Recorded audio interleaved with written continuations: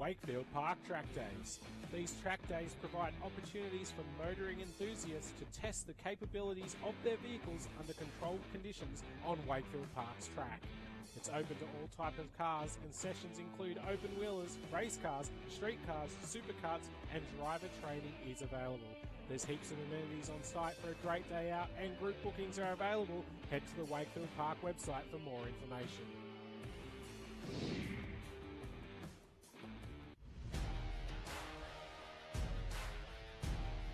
Facebook isn't the only place that you can support Australian grassroots motorsport with Blendline TV. To see more real race cars, more live events and more of the racing you love, subscribe to the Blendline TV YouTube channel, sign up to our mailing list or bookmark and subscribe to our website at blendline.tv. Thanks for continuing to support grassroots motorsport with Blendline TV.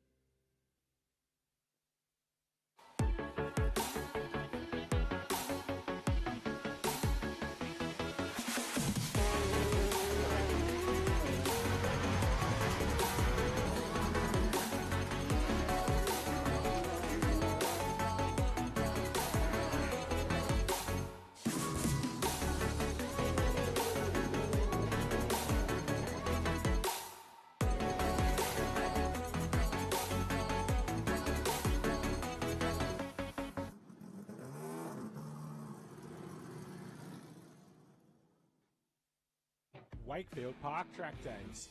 These track days provide opportunities for motoring enthusiasts to test the capabilities of their vehicles under controlled conditions on Wakefield Park's track.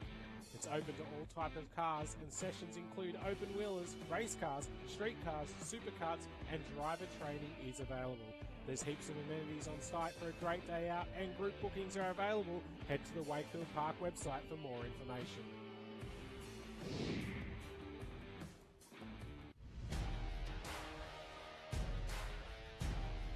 Facebook isn't the only place that you can support Australian grassroots motorsport with Blendline TV. To see more real race cars, more live events and more of the racing you love, subscribe to the Blendline TV YouTube channel, sign up to our mailing list or bookmark and subscribe to our website at blendline.tv. Thanks for continuing to support grassroots motorsport with Blendline TV.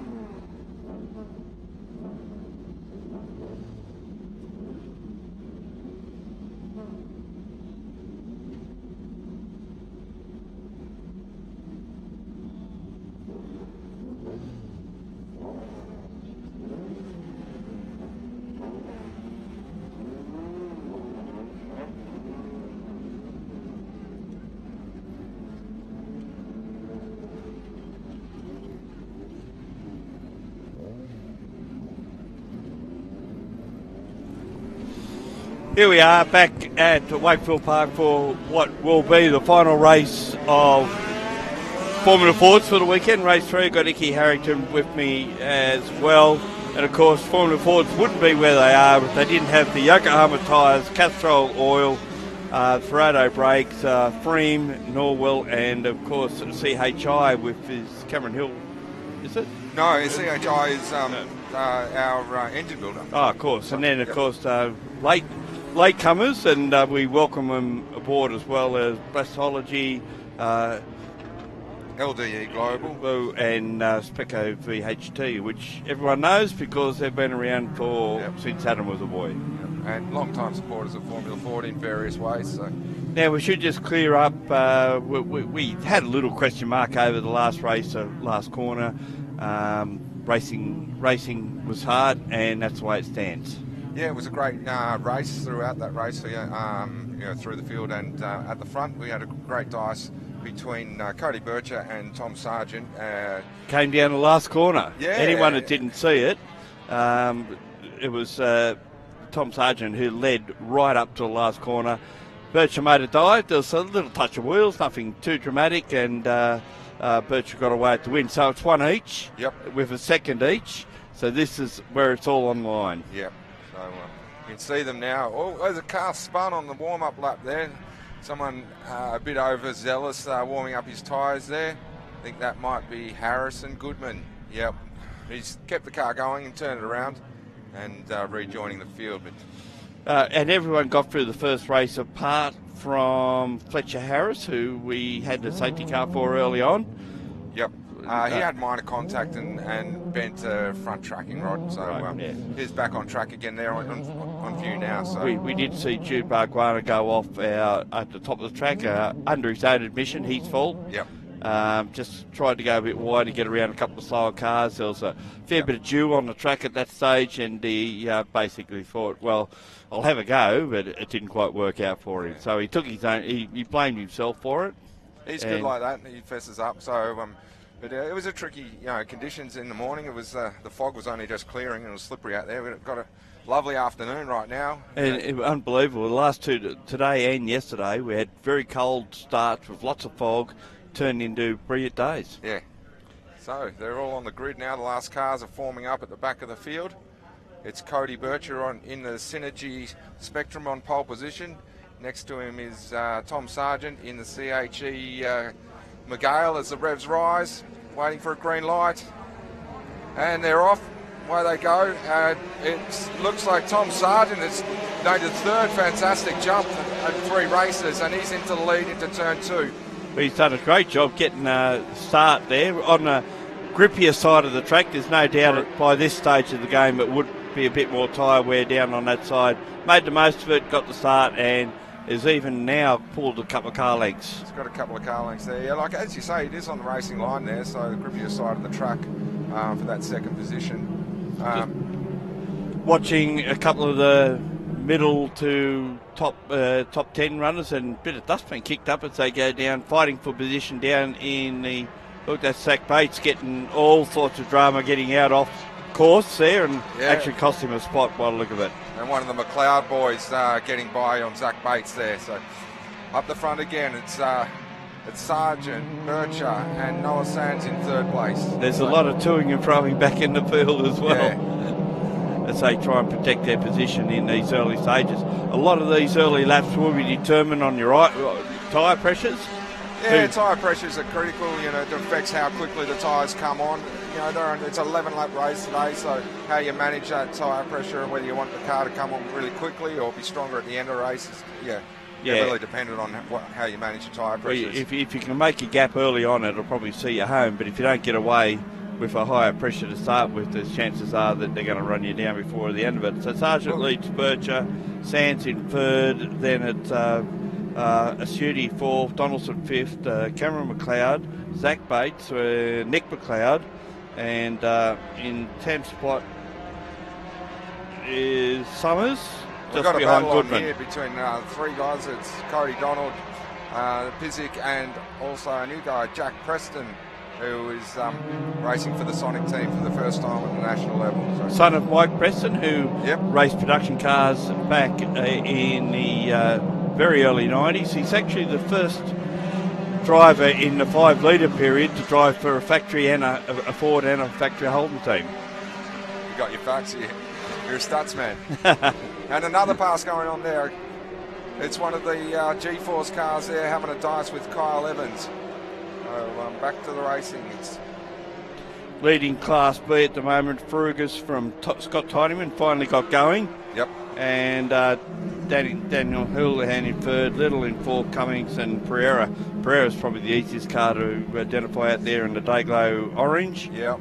Back on track. There's a big lock up down into the fishhook there. I didn't see what happened. We could see smoke and dust, but they all seem to have kept going. Side by side again, it's I think it's Donald and Preston who are battling it out. Up ahead, we've got Zach Bates battling away with Jake Donaldson, who's lost his rear engine cover, and he's running wide on the exit of the last turn. Did well not to fire it into the wall there. Well, that shouldn't affect him in any way, shape or form, should it, loosening that engine cover? It will affect the aero and straight line speed, but it's not as critical on a circuit like this. And there it is, of course. Okay, in the middle of the circuit there. I hope no one's going to be able to run out and retrieve that, so there'll be a local yellow. Will there be a game person that does go out there with these maniacs out there? Not sure whether they will throw a safety car or not for that. It'll be a very quick one if they do, obviously. So no one's, lights are going on the safety car. It's right here in front of us, so I think they'll make a determination fairly quickly. Yeah.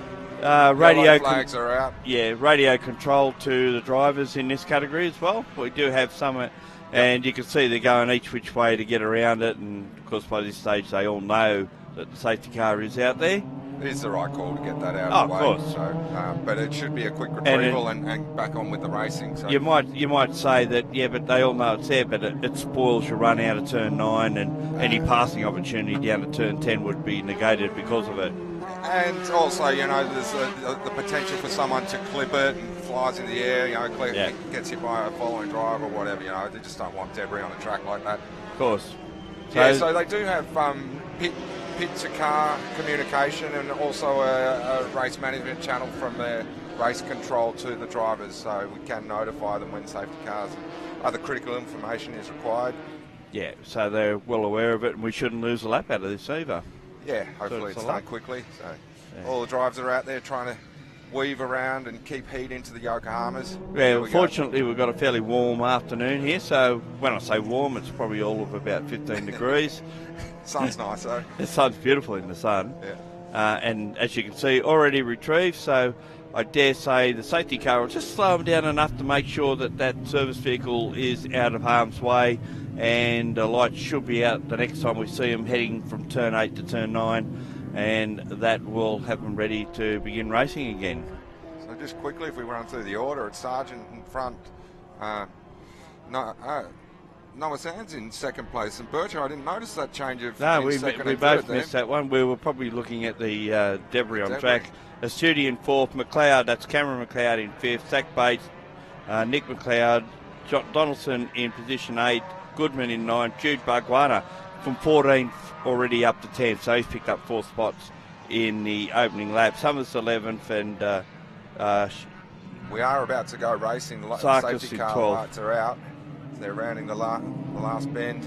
So it is now in the hands of Tom Sargent. As soon as he sees the green, he can go, and he'll be straight on it. And we can just see that snake train moving across the track like a slithering snake. Yeah.